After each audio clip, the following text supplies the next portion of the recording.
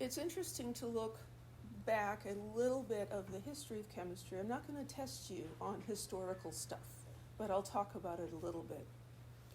So Leucippus and Democritus lived a long, long, long time ago. So like 400 BC. They were the first to propose that matter was composed of small indestructible particles that they called atomos. So like these guys were way, way ahead of their time.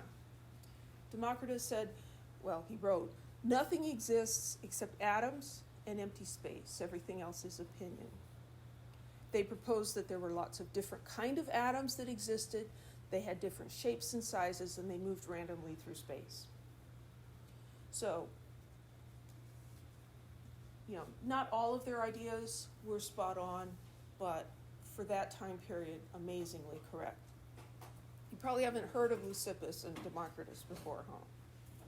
Have you heard of Plato and Aristotle? Yeah.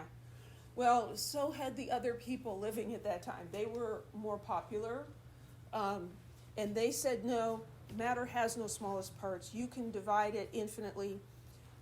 Different substances are just various proportions of air, fire, earth, and water. So because they were more popular, people listened to them.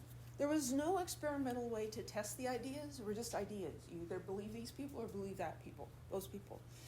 So they believed Aristotle, and science was set back 2,000 years. Oops. Later, the scientific approach, the scientific method that we talked about in Chapter 1, became the established way to learn about the physical world. And John Dalton, whose quote was at the beginning of this chapter, gave convincing evidence that supported those ideas of Leucippus and Democritus about the atom. But the debate continued until 1905. So John Dalton, 1766 to 1844, he had evidence about the ideas of atoms, but it was still up for debate.